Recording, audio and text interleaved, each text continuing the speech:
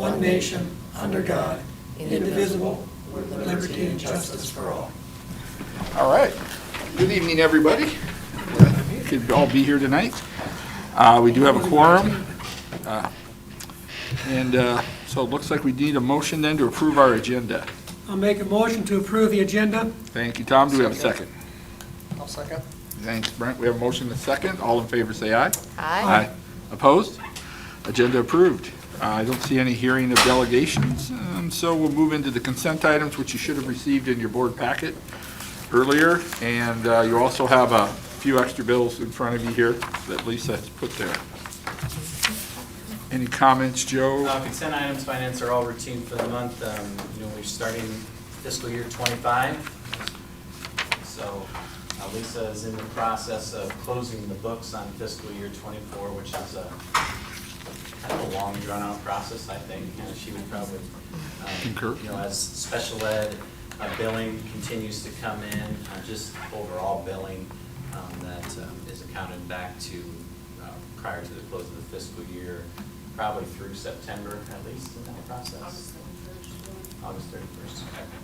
So, but get closer to that all the time. Any questions the board had as they looked through it? I'll motion to approve consent items. Thanks. We're just going to ask for that, Brent. Do we have a second? Second the motion. Thanks, Tom. We have a motion and a second. Any further discussion? Hearing none, all in favor say aye for the consent items. Aye. Opposed? Consent items approved. At the current point, we don't have any communications to the board, so we'll move into your report. Joe? Staffing, we're still in need of a few positions in the district. We had a few late teacher associate resignations, although we have a few approvals tonight. So we're probably about full on that, maybe one still hanging out there. We are still in need of a full-time bus driver. We're offering a $1,500 bonus for new hires. We're also offering a $1,500 bonus for drivers who refer someone. So working to, Nick Lane's working hard to get some drivers in. I think we might be close up upon a couple of those. As we've talked about, we'll start the school year, fourth school year in a row that we don't have all of our teachers. We have one open teaching position, and that's the high school English position that we also had last year. So that job is posted, always hopeful of maybe a mid-year graduate, but we'll be working hard at it. How does that work if we're short a teacher? How do you fit in all the kids that need them? We moved around what our English teachers were teaching, and what was left over is we moved electives that are now offered online through the college. So some of our upper level electives moved to a different. So we just don't offer those electives locally, we just teach the core? Yeah, they're offered, it's just that they would take them online rather But than not from one of our teachers. our teachers. Yeah. Does that affect, does the school pay for that then? Yep. College? Yep. All the same credits are available. We would rather teach it in person with our staff, and hopefully we can move back to that here quickly. What does a new bus driver make in a year? 21. An hour, yeah. About 21 an hour. Actually. Yeah, about 21 an hour, plus full insurance. So, we say that's probably raises that close to 30 an hour. And then how many hours a day reliably are they? Depending on the route, I would say probably 4 to 5. It's a couple hours in the morning, a couple hours in the afternoon, a little bit longer possibly. We do have some during the day transportation that takes place with preschool or with field trips, those types of things. We've done really well in the last few years where shortage of bus drivers is a big thing everywhere. We've done a pretty good job. We've had, I think, 5 retire in the last 2 years, which has kind of placed us in this tight position that we're in. But hopeful that we can find some way to get them on board. We had the board retreat last Tuesday? Last Tuesday, yep. Went very, very well. We discussed, first of all, the cell phone policy. Administrators talked to the board about how that went in year one. You know, officially our policies, there's no cell phones in classrooms in the outgoing community school district. It went well. They feel it was managed well and made an impact, I think, which is most important. We discussed the possibilities of going further. Maybe that's no cell phones, or no cell phones in the hallways, or whatever that further may be. I think we had a really good discussion about that, and we left that with seeing how this year goes, and if we want to take that another step or not. So the cell phones, kids have cell phones in their possession, they just can't? We don't search them, but yeah, they can have them, just cell phones aren't out in classrooms. So they can have it in their pocket? Yep. And I think for a conversation, if a teacher has a location in the room where their classroom policy is your cell phone goes on that shelf, so they're not tempted, that's, We have teachers who have that Okay. local policy in their room. okay, I thought that's what you're saying. Yep. Financial forecast, reviewed that. We're going to end fiscal year '24 with a surplus, which we predicted, maybe a few hundred thousand. So finances look good. Looking out, we feel that surplus, that annual surplus will continue through 2028. And then we'll have a deficit spending of about 200,000. There's a number of factors in there that could change that, including some AEA dollars, retirees, and so on. So we feel really good about our financial forecast. We also know that our fund balance in 2028 will be significant, which will allow us to deficit spend for 2 to 3 to maybe 4 years. Facilities, update on the field house project, maybe a week or two behind. Footings complete, steel started to be delivered today. We think we'll see some stuff above ground this week for the first time. So it's, weather was a challenge early on in the project, but I feel good about that. Also talked about, we had outside group SiteLogic come in and do a facility study about a year and a half ago. We know we have other facility needs in the district. Elementaries is one of those. We're not able to look at that project at this time just because of the sheer cost of that, which would be $36 to $40 million is what the current estimate.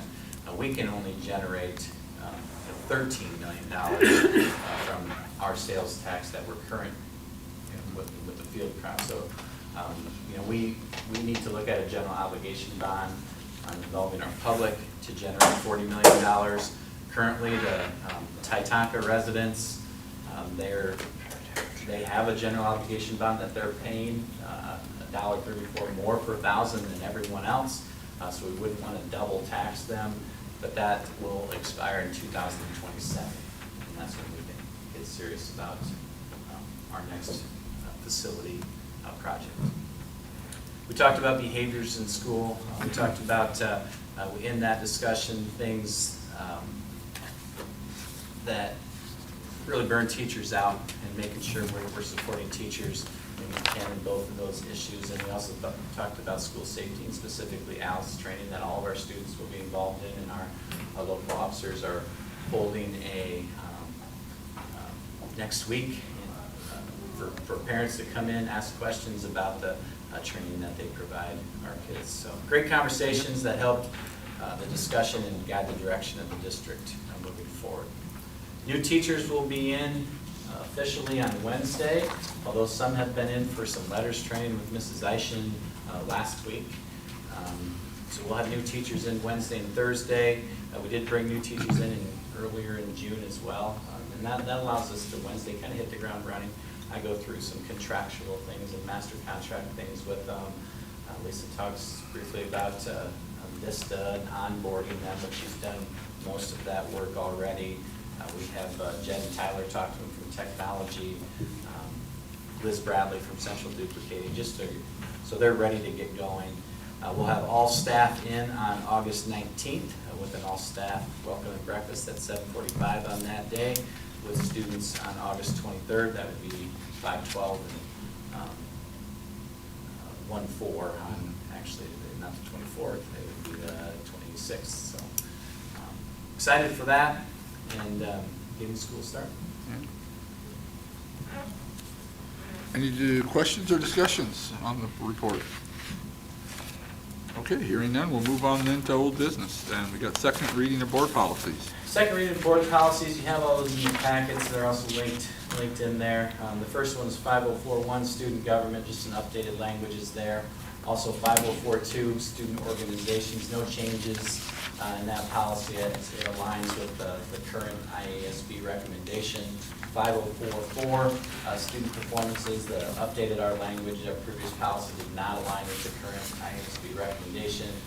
And then the last one is 504.6, the student activity programs, and there's actually 4 options. And what this policy is about is if we have a child who's involved in a school-sponsored activity, are they allowed to also participate in a non-school sponsored sport during the same season? One option is just you prohibit, you don't allow that. That has not been what the district has done in the past.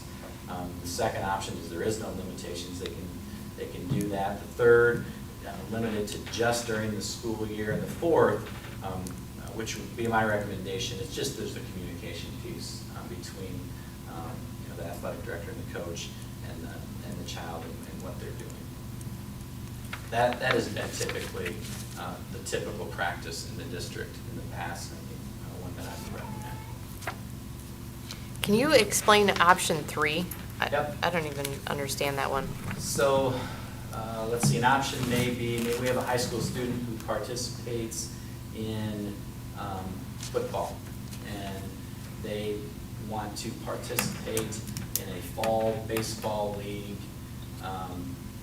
in Des Moines on the weekends. That would be limited to that there would only be limitations during the school year in option 3.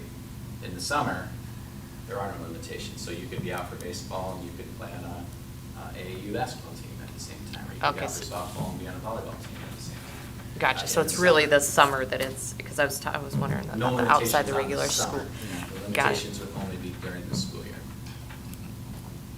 And we have kids who do all these things, and they're healthy things. Our kids are involved in lots of things, lots of exposure. Just having a communication piece in there, which is typical, is good practice.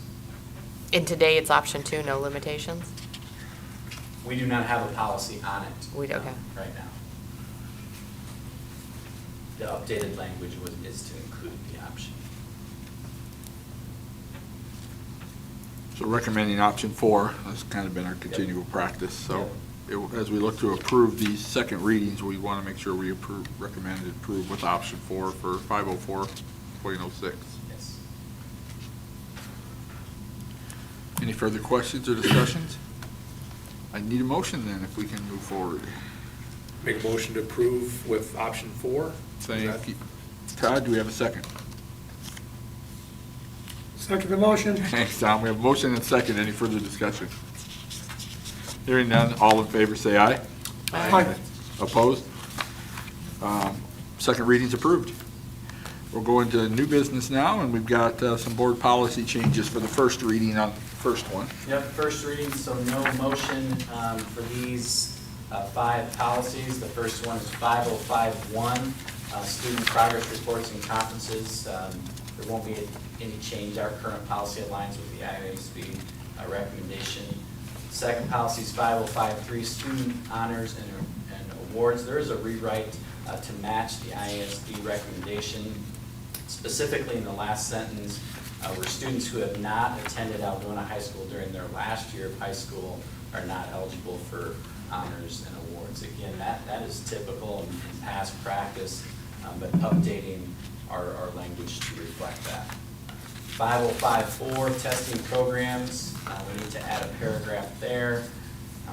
Prior to an employee or contractor of the district providing information on a student enrolled in the district on any survey related to the social or emotional abilities, competencies, or characteristics of the student, the district will provide the parent or guardian the student detailed information related to the survey. So this is legislation that happened last year and actually was confirmed, again, I think in a court case today, that if you're asking those questions, you just have to tell the parents that you are doing that.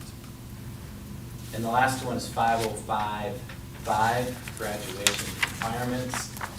This is something you guys approved in May, I believe, and we would just be updating our policy to reflect those changes. In May, we would change the graduation requirements for credits. 54 is the amount of credits required for the class of 25, 49, and 52 for the class of 26.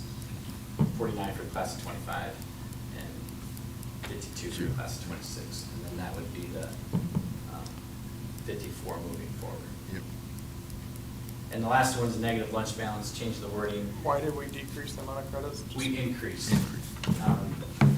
We went from currently 47 to 49 for the class of 25, 52 for the class of 26, 54 for the class of 27. That's due to scheduling changes where students can get more credits. They can earn more credit, which is a good thing, due to our increased length of our class periods. So to do that, we need to increase the credits. It all is the same percentages, as you can see from that table, as we had previously. Still, to get 85% of the credits available to them, that would be 54. The same thing as it was previously at 47. And the last one is the negative lunch balance. Change wording to will receive notice via email. Paper copies and phone calls may also be used to communicate negative balances. Those are first readings, yep. No So action needed. please on look those over, and Yep. we'll have more discussion on those next month.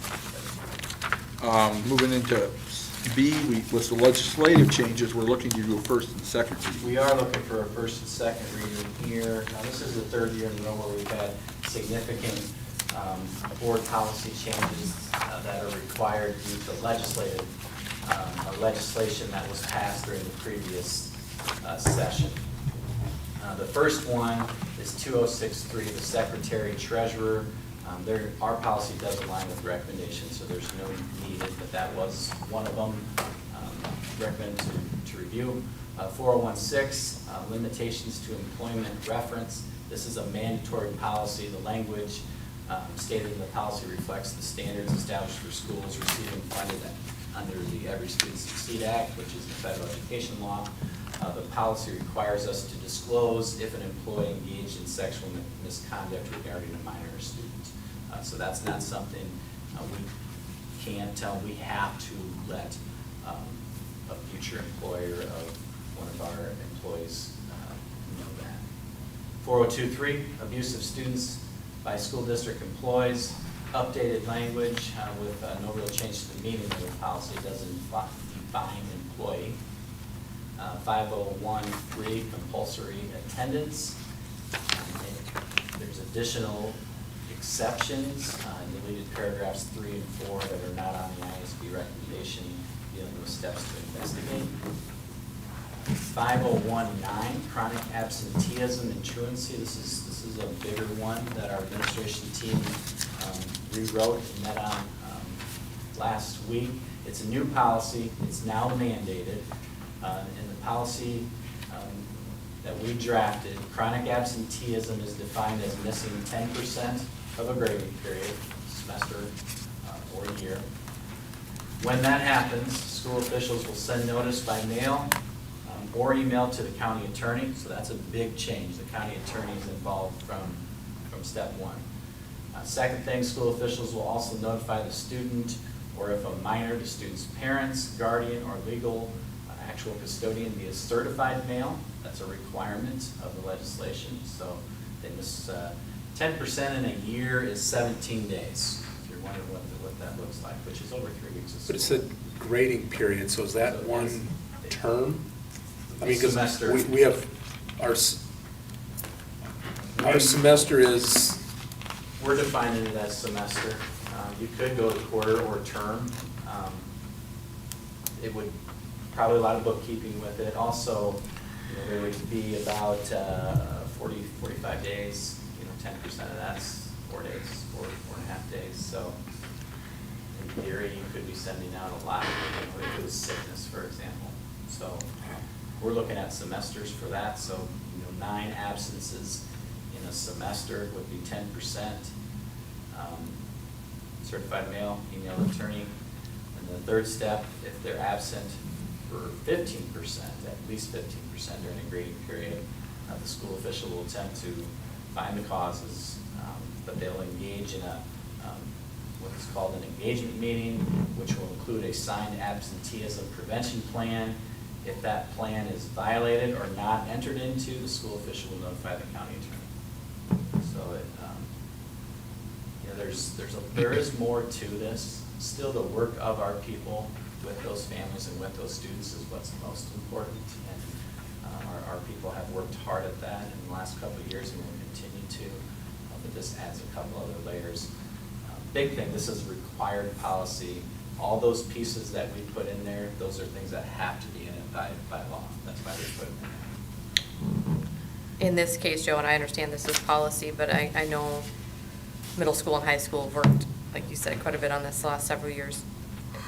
Correct me if I'm wrong, but we're trying to intervene prior to any county attorney type stuff. And that was my struggle with this, is philosophically, I don't believe sending anything, a letter home, none of that's gonna help, and actually could hurt in lots of cases. It's the work we're doing with the families prior to that.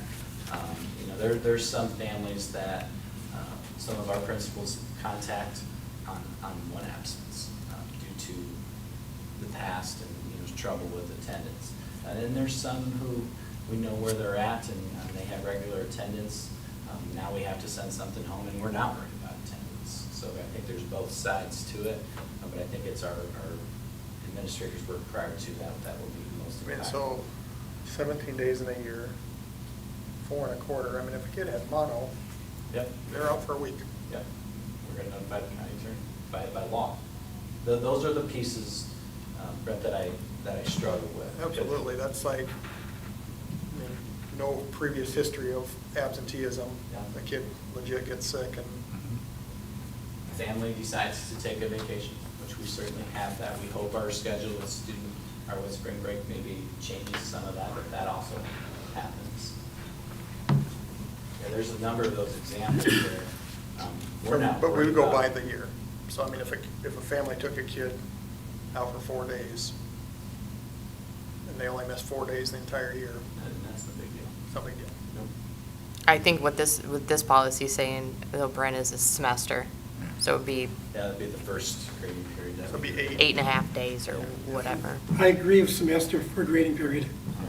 Other thing that our principals will have to do a good job of communicating is the way chronic or enrollment attendance works in the state of Iowa is, if you have 4 periods that are absent, maybe you go to the ortho, have appointments, stuff like that, that's a half a day of an absence. And so we have kids that impacts, if you get braces on, you're probably gonna, you're gonna have a couple appointments, plus when you get them on, next thing you know, you have a day and a half of absence, but you haven't really missed school, except for when you're at appointments. You do that, then you get sick, you're at 10% fairly quickly. So people need to know that those, you need to schedule carefully so that you don't miss too much.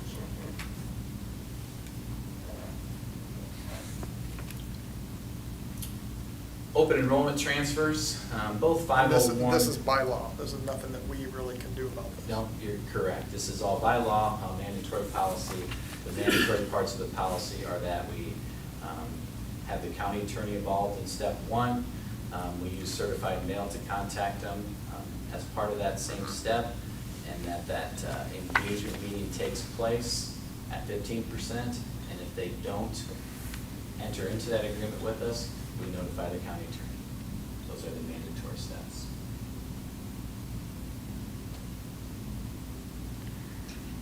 And I don't mean to beat a dead horse here, but do we know what happens when they get, what our county attorney's gonna do, Well, what the law states at that point in we have time. compulsory education in the state of Iowa, so up until the age of 16, they're required to be in school.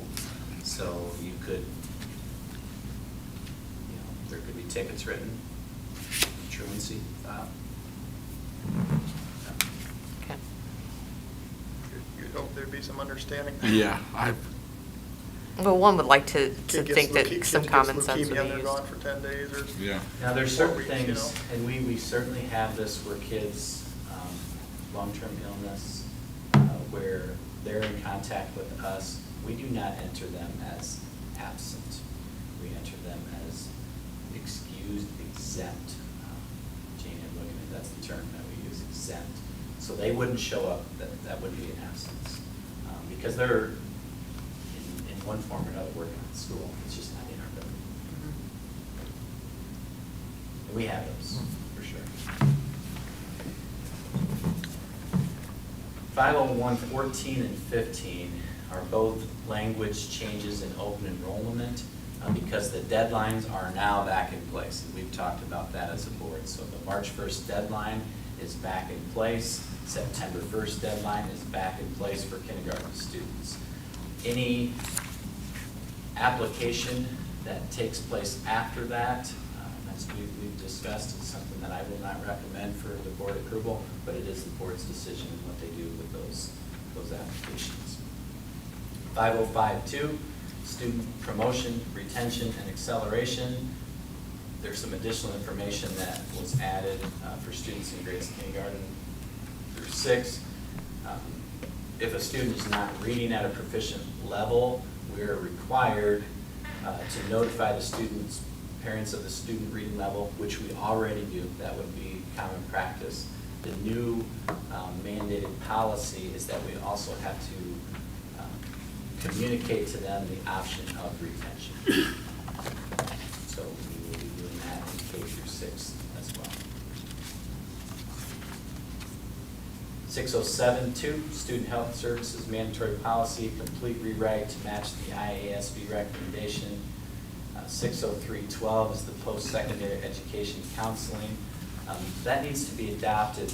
We don't have that policy currently. It's not a mandatory policy, although 2 parts of the policy are required by law. And that is that the district will ensure that students in grades 11 and 12 who express interest in post-secondary education will be provided with basic information to assist in their decision-making.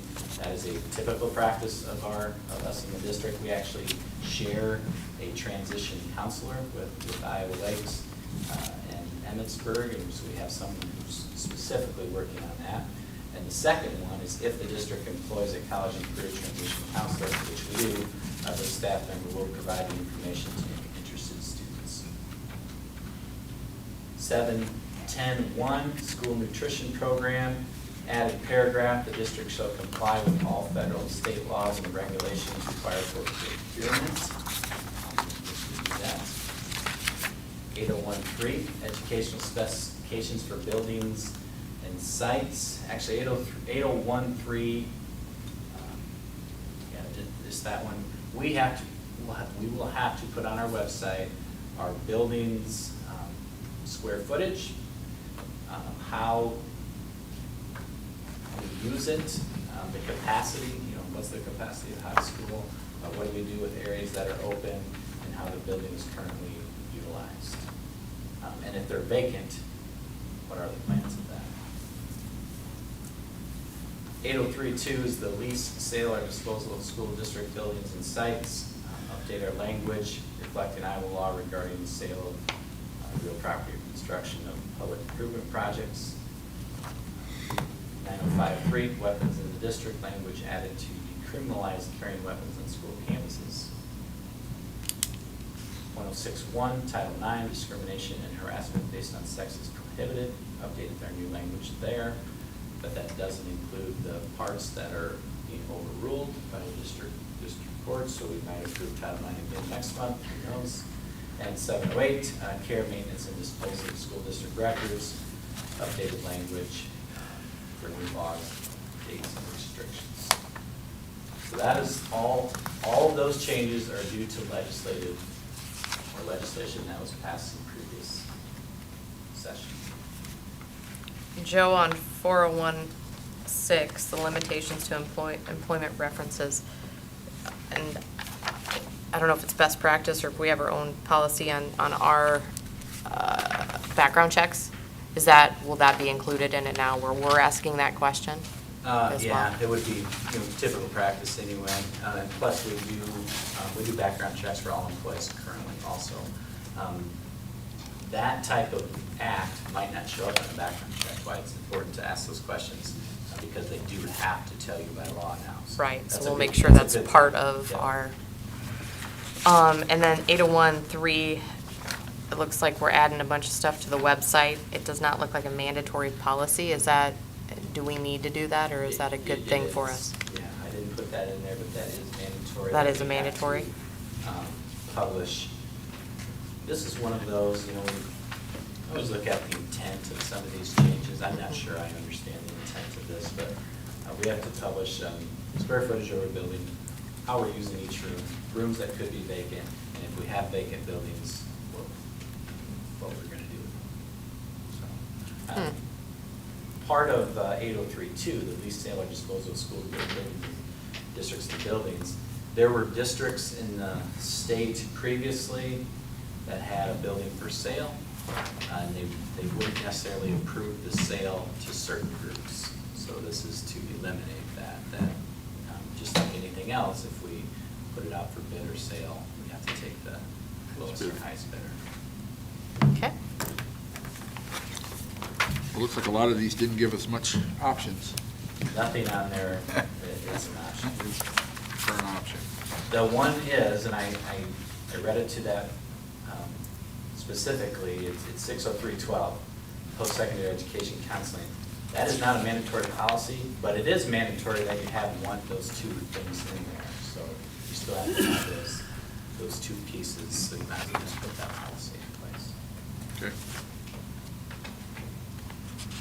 All right, any further discussion on any of the policies that we kind of just went through? Or we did just go through? Looking for approval then for the first and second reading, really first, second reading and approval. I'll motion to approve first and second readings. Thanks, Brent. Do we have a second? Second? Thanks, Andrea. We have a motion and a second. Any further discussion? Hearing none, all in favor say aye. Aye. Opposed? Reading's approved. We're going to go into some fundraisers, I Yep. believe, next. Typical August action for us is to try to approve as many of our fundraising as over $2,500 for the year as we can. Coach Jacobson has a value card fundraiser for the football team. That's used for equipment, sleds, bags, pants, uniforms. for Get ready, example. that'll be coming soon. Yeah, they might be coming out today maybe. $7,000 anticipated in profits there. FFA plant sale, the FFA pancake feed and labor auction, the FFA test plot, the FFA fruit, cheese, and sausage are all on their typical fundraisers that Mrs. Becker and her kids have done in the past. Allows them to go to the state convention, allows them to be involved in some community service and be a part of some projects. Very good fundraisers for them as well. Bertha Godfrey Elementary is planning its annual cookie dough fundraiser in the fall and spring. They anticipate $4,000 to $5,000 profit. They spend those dollars on playground improvements. Bryant Elementary will have its annual Cherry Dale fundraiser. They anticipate raising $3,500, which will also be spent towards playground equipment. The middle school will be doing their annual Club's Choice fundraiser again this year. It kicks off on August 30th and runs for two weeks. They typically raise $5,000 to $6,000. It's used to pay for student field trips, activities, playground equipment, top dog activities, and support their mini courses in the spring. So I would recommend the approval of these fundraiser requests. Make a motion to approve the request. Thanks, Todd. Do we have a second? He said second. Oh, I'm sorry, Brent, didn't hear you. Thank you. Well, good luck to everyone on these fundraisers. All in favor, say aye. Aye. Opposed? Fundraisers approved. All right. As we go through the handbooks, I think we'll go through them all and then approve them all at the end. Yeah, really, not really, there is no Not a whole lot of changes changes, in yeah. the handbook, other than that chronic absentee policy that we just talked about, that has to be included in their handbooks. So all of them will reflect that. There was legislation last year that we have to provide handbooks to everyone, either in written or electrical form, which we always had anyway. But the high school handbook was rewritten to using the Iowa Association of School Boards template, no new information added other than the new chronic absentee policy. The middle school has no new changes other than the chronic absentee policy.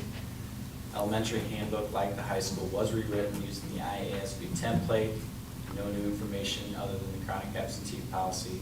Preschool staff handbook, no changes were made. Preschool parent handbook, no changes were made. Classified employee handbook, some updates made to dates, no policy changes. And the elementary staff handbook, no changes were made. I would recommend the approval of these 7 handbooks for the 2024-2025 school year. A motion to approve. Thanks, Brent. Do we have a second? Second the motion? Thanks, Tom. We have a motion second. Any discussion? Hearing none, all in favor say aye. Aye. Opposed? Handbook's approved. Looking at some boys sharing swimming agreements. Last year, we had a boys swimming sharing agreement with Fort Dodge for boys swimming. This year, Garrigan is starting a boys sharing agreement and has asked if we would be willing to share with them. Mr. Jacobson has discussed this, better for our kids to not have to travel as much or as far for practice. So he does recommend this agreement. And that's a winter sport, boys swimming, That is is a that right? winter sport, yes. And so they'd be at they'd use the Y facilities like the girls, I'm I would assuming? hope so, yeah. A motion All right. to approve the boys swimming agreement. Thank you, Brent. Do we have a second? Second? Thank you, Andrea. We have a motion and a second. Any further discussion? Good luck to them all. All in favor, say aye. Aye. Opposed? It looks like approved, boys sharing agreements. KRHC trainer contract approval. Over the past few years, we've recognized the need to have a trainer on hand for our students during competitions as well as for the opposing team during those competitions. We're the only school in the North Central Conference that doesn't have that type of agreement. Mr. Jacobson and I kind of outlined our needs and what we're looking for, and we reached out to KRHC about 6 months ago to see if they would be able to provide that service for us. I've worked directly with the Shane Meschke, the physical therapist, to create an arrangement over the past few months. What we've come up with is a fee for service that's based on $50 per hour per staff member present at an event. Staff will be paid as employees of the school, not of the hospital. Actually, as a contracted services, I think is how we're doing that, right, Lisa? They'll be at home varsity events as well as every Wednesday to meet with and evaluate an athlete who may have an injury. The estimate is for 170 hours at $50 an hour, $8,500. Again, those are estimates, could be less. That's comparable to what agreements other schools have. Some agreements, there's no cost, the hospital provides that. Others, it's similar to this. There will be no charge for an athlete unless treatment's warranted. Treatment will be overseen by the provider at the hospital. 1 day a week, that week Wednesday, there will be a staff member on campus based on the signing of the athletes. If there's no one signed up, we'll communicate with them and they won't be on site. The KRH staff will aid with Andy, the activities director, and guidance regarding the budget for supplies. And they'll document all staff interactions. So we see this as a really good agreement. Thankful that they found a way to make this work, and a good thing for our kids, our families, and the opposing teams who are here, because we've had lots of different situations through the years where we pull people from the crowds and do different things, but don't really have someone on site to help us with those situations. So for a long time, there's been a gentleman here that comes 1 day a week. Yeah. Is that service going to continue, or is that a Probably. contracted, I don't even know Yeah, how that's that from works. Northwest Orthopedics Yep, out of okay. Spencer, who also come work here. I think they'll continue to do that. Northwest Orthopedics typically do that in schools they serve, but really doesn't give us the continual coverage Right, yeah. that we hope for, and really the consistency. I think it's a good thing. I've been at events times where they've asked for trainers and we haven't had one there. I've had to look for somebody in the crowd to be able to do Yeah. it. So it's nice that we'll have one scheduled. I make a motion to approve the trainer contract. Thank you, Andrea. Do we have a second? I'll second. Thank you, Doug. We have a motion and a second. Any further discussion? Hearing none, all in favor say aye. Aye. Opposed? Contract approved. We'll go into some open enrollments now. We have 8 open enrollment applications. I will recommend approval of 6 of those. Child kindergarten from Forest City, kindergarten to North Iowa. Those, kindergarten are prior to the deadlines. So we recommend the approval of those. Another child from TRB, another kindergarten to Forest City, kindergarten to North Iowa, and then a child who moved to North Iowa. I do also recommend that we deny the application of 2 children. Both applications were not filed on time, not before the deadline, which would be, I think, our typical practice. Well, follow your typical practice Yep. before school's practice. Certainly those people can talk to you and Yep. let you know why. So I'll motion to, approve 6 of the 8 with the exception of Owenthine Evangeliska and Zyla Yep. Evangeliska Mencias as detailed in the notes, so. Appreciate that, Brent. Do we have a second?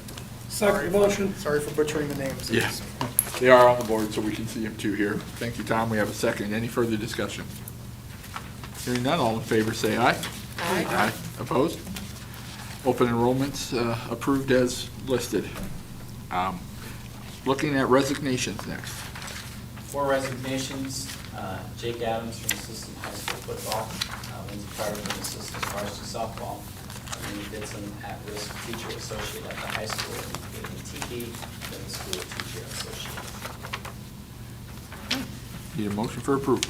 Make a motion to approve the resignations. Thank you, Todd. Tom, are you seconding? Second the All right. We have a motion and a second. Any further discussion?